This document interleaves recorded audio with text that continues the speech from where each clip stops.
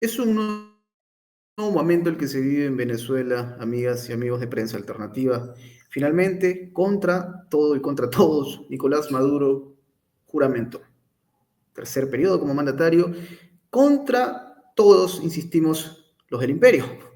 Una desazón tremenda en la Unión Europea, en Estados Unidos, por el fracaso de Edmundo González Urrutia y también hay que decirlo, una serie de fake news que está como para hacer un documental, que el propio Gustavo Petro incluso lo hizo saber cuando supuestamente habían secuestrado a María Corina Machado. Se habla incluso de que su motorizado fue herido de bala, información que sería desmentida posteriormente. Es un nuevo momento para Venezuela. Nicolás Maduro, el gallo pinto, como se hace llamar, se siente más fuerte que nunca. Sin embargo, la pregunta es, 2025, ¿un punto de inflexión para Caracas?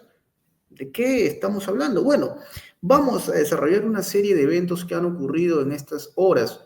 Hoy tengo el agrado de presentar a nuestro director general, Juan José del Castillo, el J. Hablamos después de algunas semanas y ya lo tenemos en este espacio. J, te doy la bienvenida.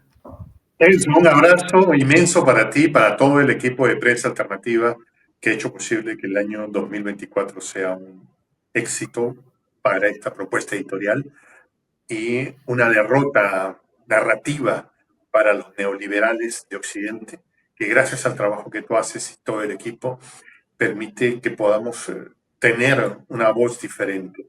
Y sí, estoy de acuerdo contigo respecto a lo que dices respecto a Venezuela. El 2025 sí será un año de inflexión, no solo para Venezuela, para América Latina y el mundo entero.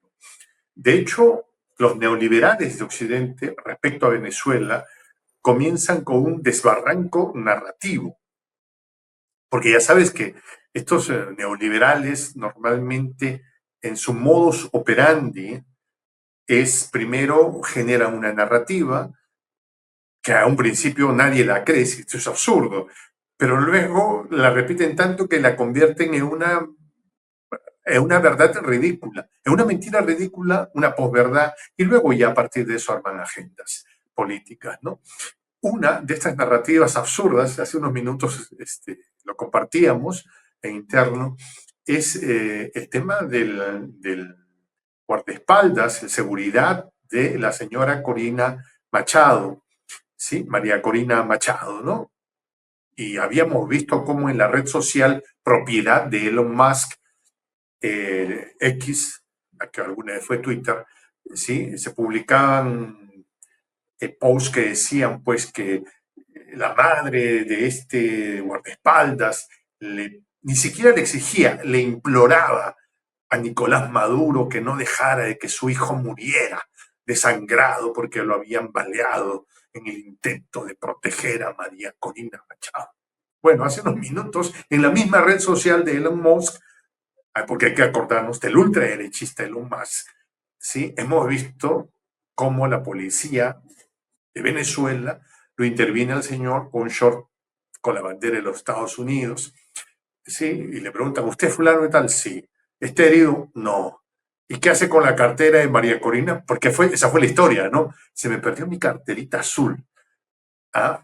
Entonces, quedaron como lo que son, unos no solo mentirosos, hipócritas, malvados y sinvergüenzas, de lo peor, ¿no? Sino como unos falsos creadores de posverdad, ¿sí? Digo, ni siquiera son verdaderos creadores, son falsos creadores. El término exacto sería, son unos fracasos ya como creadores de posverdad, porque están acostumbrados todavía a imponer la verdad o la posverdad a punta de periodicazos, a punta de CNN, a punta de periodistas, de mal llamados periodistas que sobornaban con unos cuantos dólares. ¿Sí? Entonces, el 2025 para Venezuela comienza con una exposición de la vergüenza, ¿sí? De las miserias narrativas que representa la señora Corina, María Corina Machado y del señor Edmundo González. Y queda como un referente, como un parangón democrático, la constitucionalidad en Venezuela y la juramentación del presidente Nicolás Maduro como presidente constitucional de Venezuela. Un presidente que, como él mismo dijo, a mí no me pusieron desde New York, ni desde California las petroleras, ni desde Washington, ¿sí? Porque allá se van los que buscan la fortuna más la vida, allá se van los que buscan la protección del imperio que intenta saquear los tesoros, las riquezas de los pueblos del mundo para tener el nivel de vida. Porque no hay que olvidarse, mi querido Enzo Anchante, que el actual o el que va a ser presidente de los Estados Unidos por segunda vez, el señor Donald Trump, en un discurso de campaña en Washington, dijo más o menos lo siguiente: yo le puse unas sanciones brutales a Venezuela. Estuvimos así de quedarnos con el petróleo de Venezuela. Estuvimos así de saquear y quedarnos. Y la gente lo aplaudía y lo aclamaba. ¡Ah, estamos contigo! No lo estoy inventando. No lo estoy inventando. Él dijo, yo le puse las sanciones más brutales que se me ocurrieron, las pusimos a Venezuela y estuvimos así de quedarnos con el petróleo de Venezuela. Ahora, vamos a ver. Pregunto yo, el señor Edmundo González, la señora de la carterita azul, Corina Marín, la señora Machado, ¿alguna vez han elevado una nota de protesta, se han indignado, le han dicho, oiga, ¿cómo es posible que usted haya dicho en campaña que las sanciones que puso fue para quedarse con el petróleo de Venezuela? ¿Se indignaron? No, porque son parte de un complot, porque son parte de esa camarilla de insectos. Y no lo digo en el sentido peyorativo, sino metafórico, de esos gérmenes que pupulan en las miasmas buscando cómo se caen las migajas de la mesa del patrón para vivir con ellos. Porque a la señora de la carterita azul no le van a dar pues la gran fortuna, ¿no? La gran fortuna se las llevan las petroleras. A ellos les tiran las migajas, a los Edmundos, de las carteras azules, les tiran las migajas y con eso se creen la derecha de Latinoamérica. ¿Sí? Entonces, terrible, terrible para esta ultraderecha venezolana, terrible para los nuevos tiempos. Y sí, el año 2025 será indudablemente un año de inflexión, porque la potencia del norte tampoco la tiene fácil en su ancharte. Es correcto, no la tiene fácil, no la está pasando bien. Parece que Donald Trump ha llegado con una maldición a cuestas. Y ya hablaremos de eso más adelante, porque lo que está pasando en California, J, ha dejado una serie de, digamos, realidades que son difíciles de omitir, ¿no? Pero volviendo al tema Maduro, tú hablabas sobre esta cúpula ultraderechista que desde luego observa con detenimiento lo que pasa en Venezuela, que ya perdió, digamos, la vergüenza. Ya la habían perdido, pero se ha hecho más evidente.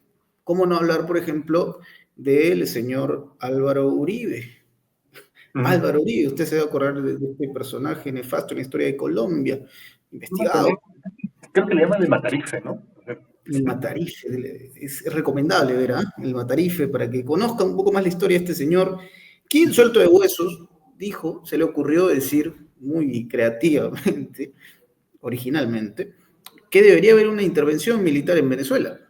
Una propuesta de Álvaro Uribe, que por supuesto, y acá hay un punto que yo resalto, J, no solamente trajo una respuesta contundente de parte de Venezuela, porque Nicolás Maduro le dijo abiertamente, bueno, si es así, nos iremos a las armas. Y habló sobre el respaldo de Cuba y Nicaragua, una alianza que está más fuerte que nunca. Quien también habló de esto fue Gustavo Petro.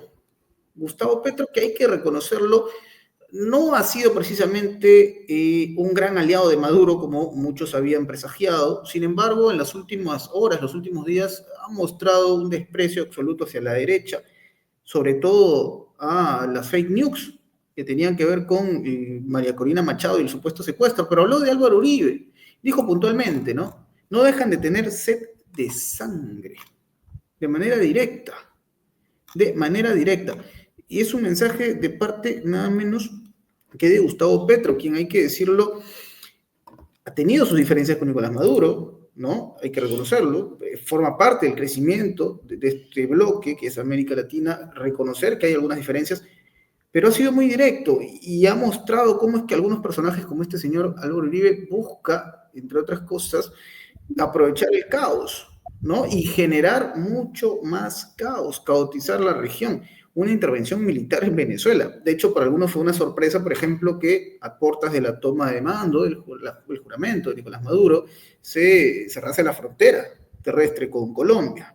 Para algunos fue paranoia absoluta. Bueno, hay que decirlo, basándonos en lo que dijo el señor Uribe, hay mucha verdad en lo que Venezuela había presupuestado. De hecho, en algún momento, Jota, tú debes recordarlo también, el fallecido mandatario Hugo Chávez, ¿no? El comandante Hugo Chávez, había hablado también sobre esto, sobre un plan que se cocinaba desde la Colombia uribista, en el plano militar. Y él decía abiertamente, tenemos amigos en el ejército colombiano y sabemos lo que trama. Entonces, es muy importante hablar, Jota, dentro de esta historia, no solamente de lo que representa Estados Unidos, lo que representa Europa, sino también estos personajes, estos líderes que, hay que decirlo también, cumplen un rol de vasallos, ¿no? Cumplen un rol de vasallos. Y ahora con la llegada de Donald Trump, muchos están con esa intención de generar titulares, de llamar la atención de Donald Trump, como el señor Javier Milei, que le daba la mano y se la sacudía así, con mucho entusiasmo. Entonces, es importante hablar también de eso, Jota, porque muchas veces el enemigo está más cerca de lo que uno piensa. Sí, has abierto un abanico para el análisis muy interesante. Primero, el tema del señor Uribe. Hay que acordarnos que la derecha, la ultraderecha neoliberal colombiana, tiene una forma de hacer las cosas que no es capaz de entender América Latina como un continente para la gente de estos territorios. Probablemente la derecha colombiana sea, y esto mira, yo soy peruano, sea una de las más perversas que hay en América Latina. Me refiero a la ultraderecha colombiana. Y lo digo siendo peruano, o sea, no es con orgullo ni con nada, ni con vergüenza, sino con lectura, digamos, tratando de tomar distancia. La derecha de Colombia, tristemente, se ha caracterizado por ejercer el abuso de la manera más brutal posible. Hay que acordarnos que Colombia vivió todo el proceso de la guerra civil interna por esa conducta de la ultraderecha de apropiarse de los territorios, no digo terrenos, territorios de las poblaciones originarias, de la gente pobre, para crear inmensos espacios de desarrollo agroindustrial. Y acá un pequeño paréntesis. No está mal tener desarrollo agroindustrial. No está mal tener grandes ingenios. No, lo que está mal es entrar a la mala, usar las fuerzas del Estado, el Poder Judicial, para apropiarte de lo que no es tuyo y a partir de ello crear inmensos ingenios y grandes fortunas. ¿Sí? Bueno, la ultraderecha colombiana esa es la única manera que ha logrado apropiarse de territorios históricamente en Colombia, generando este clima de guerra, de dolor, de constante enfrentamiento entre hermanos. Y de algo sabe el señor Uribe, que la confrontación entre hermanos les permite a ellos, como gusanos, engordar en la miseria para estar al servicio del patrón. ¿Sí? Por supuesto. Entonces, cuando ve vientos de libertad en América Latina y el Caribe, piensa que la mejor manera de defender sus intereses es otra vez generar conflictos, porque esa es la miasma en la que él se revuelca para poder obtener riqueza. Él y toda la clase política que lo acompaña. ¿Ya? Sí, el presidente Petro no ha sido el, eh, la estructura que muchos esperaron con la llegada del gobierno al gobierno de un presidente que viene de la izquierda, con un discurso además plenamente identificado con la soberanía de América Latina, que tendría, por definición, que estar en la misma línea, armonizado con los sentimientos de Caracas. Sí, sin embargo hay que entender que el presidente Petro no la tiene fácil ya desde dentro de su propio gobierno. Las décadas, por no decir siglos, pero vamos a decir las décadas de maldad de la hegemonía de la derecha en su país, probablemente le cuesta mucho, le pesa mucho. Entonces la agenda que tiene que tener Petro tiene que estar muy enfocada en la agenda local, en lo que él necesita resolver. Probablemente eso lo orilla a diferencia, no es que, evidentemente eso lo orilla a que se noten las costuras en las diferencias con Caracas, ¿sí? Pero de eso se trata, mi querido Enzo, cuando decimos construir la patria grande, no es que de la noche a la mañana va a caer el agua bendita y vamos a convertirnos en un hegemón por obra y gracia del Espíritu Santo. No, se trata precisamente de encontrar nuestras diferencias y a partir de ellas saber que podemos construir algo, pese a nuestras diferencias, sobre todo con nuestras diferencias, aprovechando nuestras diferencias. ¿Sí? Entonces, sí, yo sé que Caracas y Petro han tenido situaciones difíciles, como la puede tener el mismo Lula y el mismo Brasil, por el mismo contexto de Lula. Sí, yo sé que a Lula se le ha tratado con mucha dureza desde el sentimiento latinoamericanista al haber sido un veto para el ingreso de Caracas al BRICS. Sí, seguramente. Y mucha gente con todo derecho dice, ¿qué pasó, hermano? ¿Qué pasó? Venezuela tenía la gran oportunidad ahora de... Sí, seguro. Procesos difíciles, ¿cómo no? Seríamos absurdos negarlos, ¿sí? Pero son procesos que van a ir cosiéndose de a poco, ¿sí? Yo veo que este año, el 2025, sí abre puertas positivas, muy positivas, para el desarrollo potencial de la integración de América Latina y el Caribe. Yo le veo muchas posibilidades, grandes retos y grandes peligros también con la llegada del señor del pelo color naranja. ¿Y tú ya sabes de los informes especiales de Prensa Alternativa? Pues déjame decirte que están imperdibles. Esta semana hablaremos sobre la doctrina de la mano muerta. Informe especial.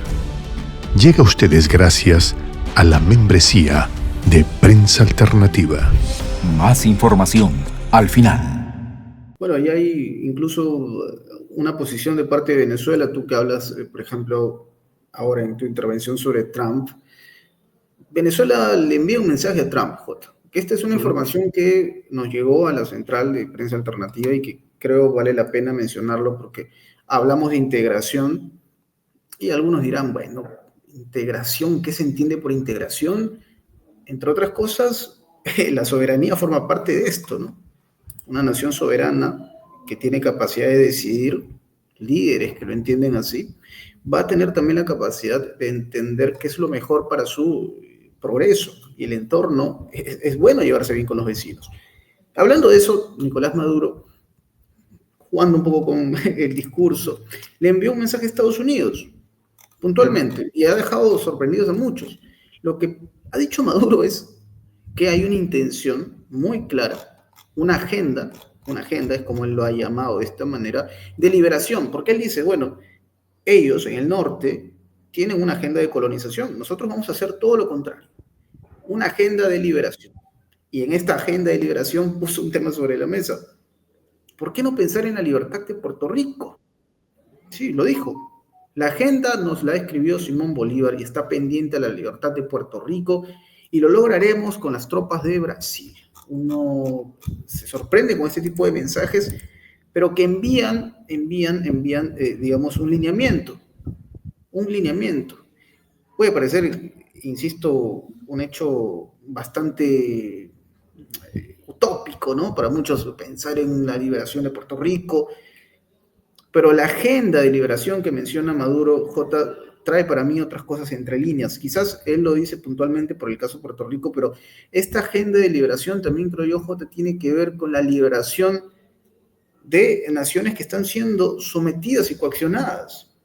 La Argentina de Milei parece más la Argentina de Wall Street, ¿no? Cuando uno observa el liderazgo de Milei se cuestiona si efectivamente él está a favor de lo que le interese a la Argentina, si es que él está a favor de lo que el pueblo argentino necesita. Esa agenda de liberación que propone Maduro para mí también, y no es que lo ha dicho él abiertamente, pero trae consigo también, J, un mensaje dirigido para esos pueblos que están siendo sometidos, ¿no? Con personajes nefastos que obedecen a intereses extranjeros, como no hablar de Ecuador, por ejemplo, ¿no? Del Ecuador de Noboa. Una agenda de liberación. Creo yo, J, esa va a ser la clave. Esa va a ser la clave que propone Nicolás Maduro en este 2025, que insistimos, será un punto de inflexión en muchos aspectos. Sí, yo creo que el presidente Maduro allí recurre a usar las mismas estrategias que utiliza el señor Trump, ¿no? El sentenciado Trump, porque hay que acordarnos que el señor ha sido sentenciado, el presidente sentenciado Trump, ¿sí? El poner temas, oye, ¿qué pasaría? No digo que vaya yo a meterme con mis armas a Groenlandia, pero no lo descarto. No digo que le vaya a meter el diente con armas al canal de Panamá. Lo estoy diciendo, pero tampoco lo descarto. Entonces Maduro dice, oye, ¿qué pasaría? ¿Qué pasaría? No digo que estemos hablando de eso, ¿no? Pero ¿qué pasaría? Entonces, tú vas poniendo cosas en agenda que rompen algo que es fundamental. Porque a veces es una locura. No, tú comienzas a cuestionar algo sobre lo que han construido este imperio de papel, las narrativas. Cuando te convencen de algo, tú aceptas todo. Y a veces parece increíble cómo nos han convencido de que Estados Unidos es la potencia que vivirá milenios a punta de películas. Ayer veía una película, aquí en esta cosa, en este televisor que tengo atrás, ¿no? Entonces veía a Brad Pitt en una aventura interestelar, llegando a Neptuno, ida y vuelta, y a la justa si le crecía la barba en todo ese transcurso, y por supuesto la bandera estadounidense todo el tiempo. ¿Ya? Entonces uno dice, caray, estoy pagando una suscripción para ver propaganda, ¿no? Porque te meten propaganda todo el tiempo. Sí, pues, porque a partir de ello te convencen. Y alguien que no tiene formación ni análisis dice, ¿no? Brad Pitt en el año 3060 con la bandera estadounidense. Eso quiere decir, y lo asume sin análisis alguno, que la potencia del norte está destinada a gobernar el mundo por la eternidad. ¿Ya? Entonces lo que hace Maduro cuando habla de esto es cuestionar la esencia básica. Pues si habrá conversado con Lula, yo no sé, ¿no? Se habrán dicho, oye, entre tú y yo, ¿cómo la hacemos? ¿No? O sea, pero es parte de un discurso que comienza a cuestionar el fundamento del poder, la narrativa geopolítica para la gente que no tiene capacidad. ¿Sí? Primer punto. Y me olvidaba de algo que hace un momento lo tenía dando vueltas en la cabeza, acordándome del casi sentenciado Uribe, ¿no? Fue alguien que utilizando, y él es muy hábil para eso, utilizando la narrativa, creó el término castrochavista como una forma despectiva de referirse a aquellos que ideológicamente se sentían cerca a un principio del presidente de Venezuela, Fidel Castro, y luego del presidente Chávez.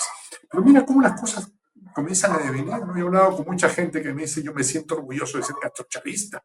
Y uno dice, qué interesante esta imagen, esta figura que creó Uribe, como una narrativa ofensiva creada para asignar la vergüenza, comienza a generarse como un sentido de identidad, de reconocimiento y hasta de alegría.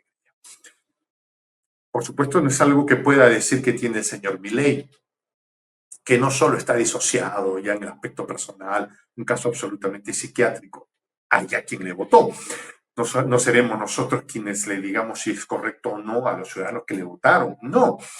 Pero sí le podemos decir desde la humildad de nuestra posición las incongruencias de lo que él significa, porque se ha él mismo declarado un adorador de la potencia del norte, como tú dices. Tocarle la mano al mismo Trump fue pues como si hubiera tenido un contacto directo con el mismo Abraham, ¿no? Como si esa figura del renacimiento de Dios dándole la mano a Adán, de una cosa así, ¿no?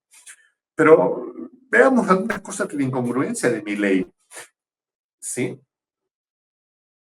Si es que el presidente Trump gobernara en Argentina, de acuerdo a las ideas de Milei, Trump estaría preso, no por sobornar a una actriz de cine para adultos, no, porque de acuerdo a las ideas de Milei, él dice, vamos a poner unos cepos y unas estructuras financieras para que alguien que endeude el Estado la próxima vez sea preso. Oiga, con esa lógica, no sé cuántos presidentes estadounidenses tendrían que ser presos en Argentina si es que estuvieran gobernando Argentina, ¿ya? Porque la deuda estadounidense ahora alcanza la astronómica cifra de 36.000 millones de dólares. Ya, es una... Para que la hagan, para que un 3, un 1 seguido de 12 ceros multiplicado por 36, una cantidad brutalmente grande. De hecho, vamos a hacer un informe por la que se la voy a entregar. ¿Sí? Pero Milei no solo le roba el pan de la boca a los niños y a los ancianos. Y esto es una responsabilidad de los jóvenes, porque muchos dicen, no, yo era joven y no me di cuenta. ¿Ya? No, ya no tienes derecho a decir eso, joven amigo mío. No tienes derecho a decir eso. ¿Sabes por qué? Porque Milei es un negacionista del cambio climático. Y eso es robarle el futuro a nuestras generaciones. Si no hay que yo fui joven y me emocioné por Milei y le apoyé. Se están aprobando normas para vulnerar extremadamente el medio ambiente en Argentina.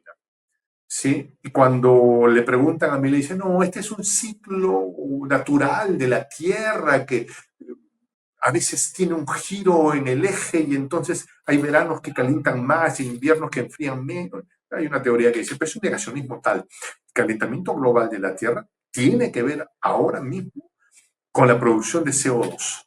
Él dice, no, lo que pasa es que los que hacen las investigaciones alteran las funciones. No. Los jóvenes de ahora, aquellos que dicen que apoyan a Milei, tienen que saber que le están robando el futuro de las generaciones que vendrán por un planeta Tierra que estamos contaminando cada vez con mayor irresponsabilidad, gracias a personajes como el señor Milei, como el señor Bolsonaro, como el señor Trump. Oiga, ¿y China? ¿No es que acaso deberíamos preguntarnos si China? Bueno, China actualmente es el país que produce mayor cantidad de autos eléctricos y probablemente sea uno de los países que se ha tomado más en serio el desarrollo de energías renovables. Pero por supuesto eso no son titulares y eso tampoco es de agrado de las grandes potencias que han comenzado a ponerles gran cantidad de aranceles, no solo Estados Unidos. Los alemanes, los europeos en términos generales están evaluando ponerle aranceles por todo lo que puedan. No digo que los chinos y que China misma sean pues las hermanitas de la caridad, no. Si pueden sacarte los dólares que pueden, lo van a hacer a través de negocios, ¿no? Pero creo que eso es algo que también tenemos que entender muy bien en este proceso que viene. Jotas tocó un tema muy interesante porque claramente el futuro, el ecosistema es algo que a todos nos importa. Y bueno, pasan cosas terribles en el mundo, incluso en los imperios, como Estados Unidos, el Imperio del Norte. Porque un tema que sería interesantísimo tocar, Jota, ahora que hablamos precisamente de Washington, es lo que está ocurriendo en California y cómo se ha visto superado Estados Unidos. Bueno, básicamente California y todos señalan al gobernador Newsom, pero claramente hay una sensación de abandono de parte de muchos ciudadanos, entre comillas, del primer mundo, que es, digamos, el término con el que suele uno asociar a Estados Unidos, ¿no? Por ahora se teoriza, se habla de fuegos artificiales que habrían iniciado el incendio. Teorías abundan de todo tipo, ¿no? Pero el punto acá, J, es cuál es la reacción de Estados Unidos. Y Donald Trump llega en un momento complejo, porque no solamente se trata de un incendio que se pueda desatar en California, o sea, se habla de una serie de desastres que van a ir acompañando a Estados Unidos en un año muy convulso. Tenemos nosotros en Prensa Alternativa una serie de informes y los invitamos a observar, ¿no? Que escriban ustedes en Prensa Alternativa informes como el de una niebla que apareció, por ejemplo, hace no mucho en un estado de los Estados Unidos, ¿no? Vean nuestros informes para que vean más o menos qué es aquello que no cuentan abiertamente desde Estados Unidos, información que llega probablemente de medios independientes, quejas de parte de ciudadanos. Pero puntualmente, J, ¿qué te deja esta situación? Porque hay que mencionar un detalle también importante. No solamente se trata del incendio en California, sino también una demostración de parte de México. ¿Y no será que tiene que ver México con esta historia? Bueno, resulta que un grupo de bomberos mexicanos fueron a apoyar a California, mostrando solidaridad. Incluso el gobernador Newsom tuvo que reconocerlo y darle gracias públicamente a Claudia Sheinbaum. Ahora, cuando se habla con mayor, digamos, profundidad sobre el tema migratorio, ¿no? Una lección de lo que significa para el ciudadano de la patria grande la solidaridad. ¿Qué impresiones tiene J sobre esta situación caótica que se cierne ahora mismo en California? Varios temas. El primero es que, entiendo, se están haciendo investigaciones en este momento para saber cuál es el origen de este incendio, ¿no? Hay quienes dicen no, fueron fuegos artificiales, hay quienes dicen no, fue una compañía eléctrica que parece que no hizo bien su trabajo, alguna infraestructura, cables se rompieron, colapsaron, generaron el incendio. Pero también la detención de un sujeto al que lo encontraron en una actitud, por decirlo menos, infraganti, ¿sí? Prendiendo fuego a algo. Está en proceso de investigación. Y esto último me llama a la reflexión, que Estados Unidos se enfrenta no a una crisis con Corea del Norte, con Ucrania, vamos a ver lo que pasa en Groenlandia, no, enfrenta una crisis de valores internos, muy grande, muy fuerte, ¿sí? Una sensación de no sabemos a dónde vamos. Estados Unidos se enfrenta, por ejemplo, números que te dicen estamos bien, pero en la realidad no se siente que se está bien. Entonces, no, el nivel de empleo en Estados Unidos creció mucho. Ah, mira tú, qué bueno, dicen, ¿no? Entonces, tú y yo seguramente, yo hablo mucho de Estados Unidos, con mucha gente, casi a diario, y me dicen, Jota, es que tú caminas por acá, por cualquier calle, y ves, se necesitan trabajadores, empleados. Acá lo que sobra es el trabajo. Nada más que hay un problema, que con lo que te pagan en ese trabajo no te alcanza para vivir. Y tienes que tener un trabajo y medio, un part-time, o 2 empleos a tiempo completo, para mantener el nivel de vida que ya era malo, o casi precario. El nivel de ahorro de las personas en Estados Unidos menores de 35 años, es una cosa, estamos preparando un informe también sobre eso. El nivel de ahorro en Estados Unidos de las personas menores de 35 años en Estados Unidos, en muchos casos puede ser menos de $10,000. En muchos casos no tienen ahorros o su nivel de riqueza es negativo. El 40%, ahorita no tengo la cifra, me parece que es el 40% de la gente de esa edad que no tiene ahorros o que su riqueza es negativa, es decir, que tiene deudas. Entonces le dicen, oye, pero trabajo hay. ¿De qué te puedes quejar si trabajo hay? Tú vas a la esquina y se necesita señor para limpiar esto, se necesita señor para, señora, lo que sea. Sí, pero con lo que me pagan no puedo vivir. Ya no hablo de comprar una casa, ya no hablo de comprar un auto nuevo. No, simplemente de pagar el alquiler, de pagar la comida, de pagar los seguros, que ya son muy complicados, ¿sí? Entonces, todo eso genera sensaciones de desesperación, no solo del ciudadano inmigrante al que Trump ha tratado bárbaramente, sino del ciudadano blanco estadounidense, de esos estados agrícolas que cada vez ven que tienen menos posibilidades. Y entonces esa desesperación, llevada además por una propaganda que les exige ser el héroe solitario, tristemente ha desembocado en en grupos radicales. Unos de ellos son, por ejemplo, los aceleracionistas, que vaya que tienen una idea bastante marxista en realidad, porque ellos se declaran ultraderecha, supremacistas blancos, luteranos, todos ellos descendientes, ¿ah?, de los primeros luteranos que llegaron, ¿sí? Pero tienen una idea muy marxista que es el aceleracionismo, que es agudizar las contradicciones para crear una crisis y que venga de una vez lo nuevo, ¿sí? Y estos que quieren acelerar las cosas, ¿sí?, proponen barbaridades, pues, como ir y prenderle a fuego algo, o otras barbaridades de lo peor, ¿sí? Y entonces uno dice, pero esas barbaridades, ¿en qué cabeza pueden entrar? En la mente de alguien desesperado, desquiciado por la pobreza, desquiciado por el uso de tóxicos, que es una pandemia brutal, pero sobre todo una enfermedad terrible generada por la fantasía de que yo tengo que ser superior y como no puedo, me inyecto algo. Porque la realidad dice, no, las películas dicen que yo tengo que ser superior, que yo tengo que ser el héroe que vaya a Neptuno con mi banderita acá y se... Oye, pero su realidad dice que no puede pagar el alquiler hoy día. Bueno, me inyecto y se acabó. ¿Sí? Todo eso genera un cambio, una quiebra moral. Ojo que no es bueno para nadie, ¿eh? Es algo que yo celebre. No, y lo digo genuinamente, es peligroso para todos.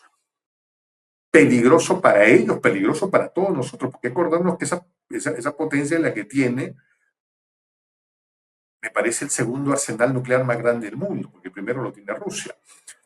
¿Ya? ¿Tú te imaginas que esa quiebra moral fracture las instituciones de esa nación? Nos pone en peligro a todos. A todos. No es algo que debamos ni podamos festejar, no, es algo que nos tiene que preocupar. Por lo tanto, las naciones del mundo tenemos que decirle a la potencia del norte qué estás haciendo. ¿Ya? Deja de ser el policía del mundo y ahora venimos nosotros a decirte qué estás haciendo porque nos puedes poner en peligro. Entonces, lo que pasa en California es eso, ¿sí? Uno entender lo que está pasando. ¿Fue el cable que se cayó? ¿Fueron los juguetes, los juegos artificiales? ¿O fue la desesperación? No se sabe, ¿ya? Pero tristemente ahí las cosas son muy opacas, muchas veces no se dicen, ¿sí? Se tapan las verdades a punto de periodicazos. Pero lo que sí queda claro es, por ejemplo, que la presidenta Sheinbaum ha enviado bomberos, porque los bomberos de allá, cuando les preguntan, oye, acá hubo un incendio, ¿qué hicieron ustedes para hacer un control de daños posterior? Nada, porque es que no hay plata. ¿Cómo que? Es que no hay dinero, pues, no tenemos. Y entonces muchos estadounidenses inmediatos dicen, oye, le hemos mandado 131.000 millones de dólares a Ucrania y no tenemos para pagar bomberos que atienden acá.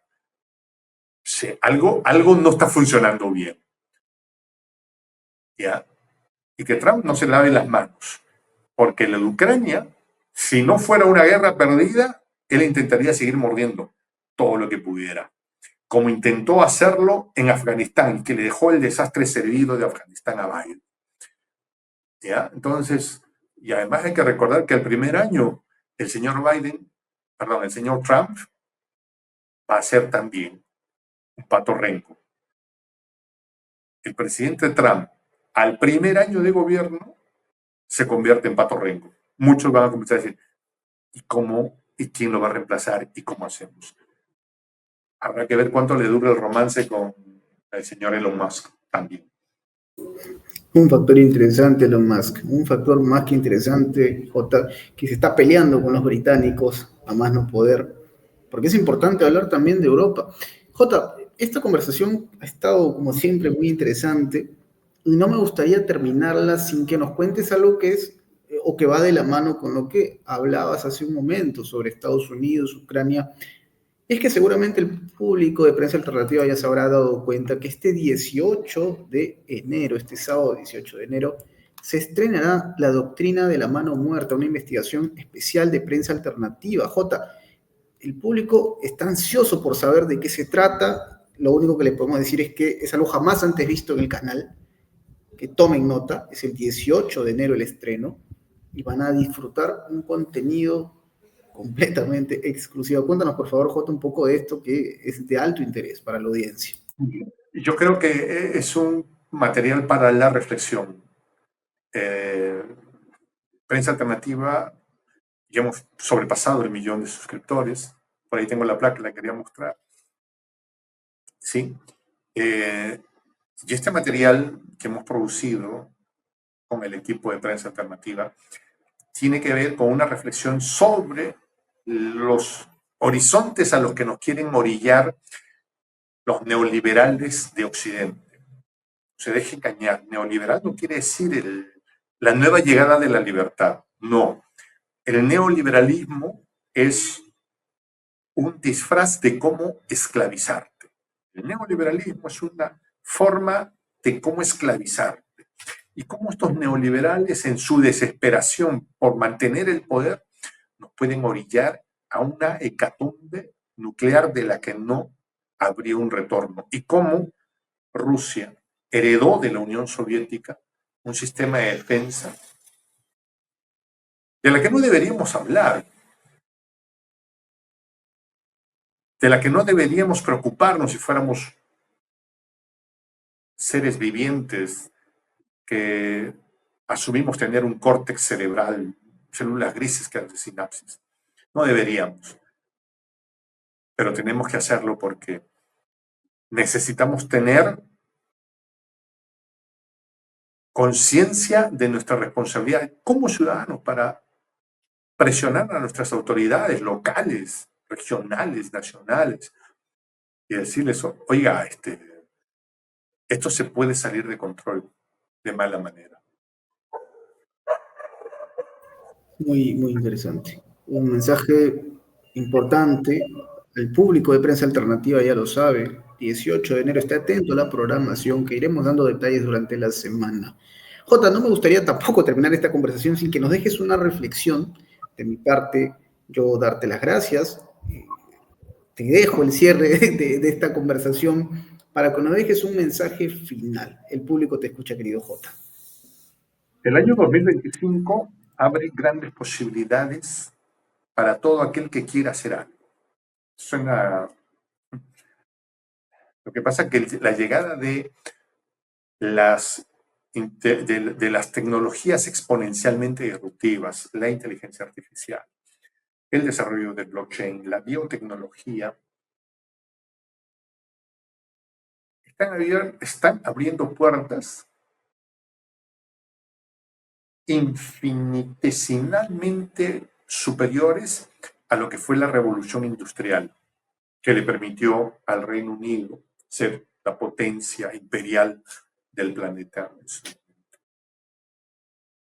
Se están desarrollando capacidades tecnológicas que creo ni siquiera sus creadores tienen clara conciencia de lo que se está logrando.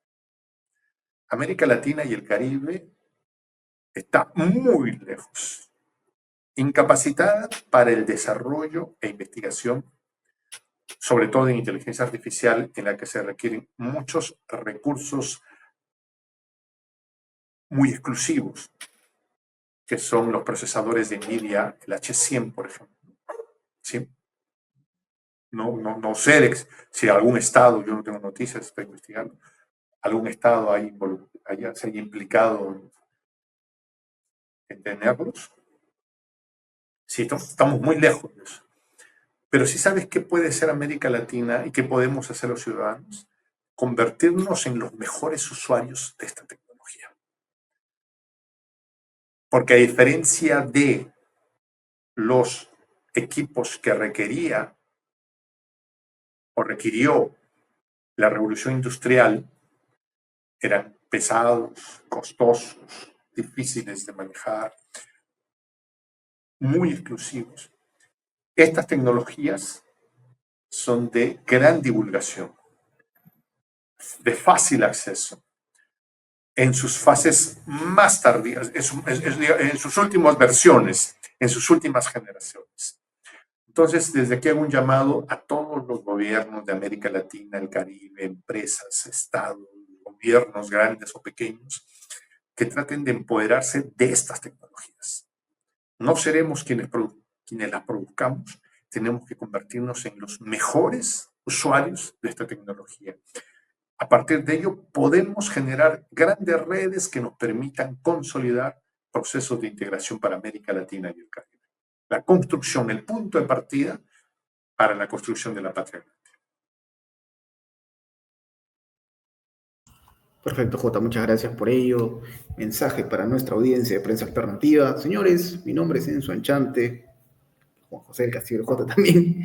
Nos despedimos de esta conversación. No olviden suscribirse a Prensa Alternativa, comentar, darle me gusta, compartir, que eso nos ayudaría a llegar a mayor audiencia. Y hágase miembro con el botón unirse que aparece en la parte inferior. Hágase miembro de Prensa Alternativa y podrá acceder a material muy interesante y exclusivo. Nos despedimos hasta una próxima oportunidad. Adiós.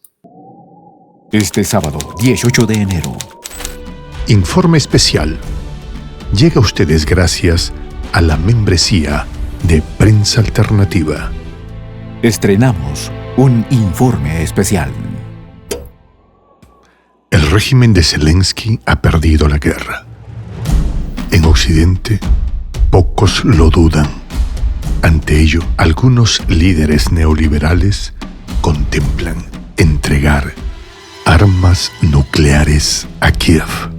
Una acción inaceptable para Moscú, que podría precipitar un apocalipsis nuclear y reavivar la doctrina de la mano muerta. Estos informes son posibles gracias a nuestros miembros. Puedes ayudarnos presionando el botón suscríbete y haciéndote fundador de la patria grande.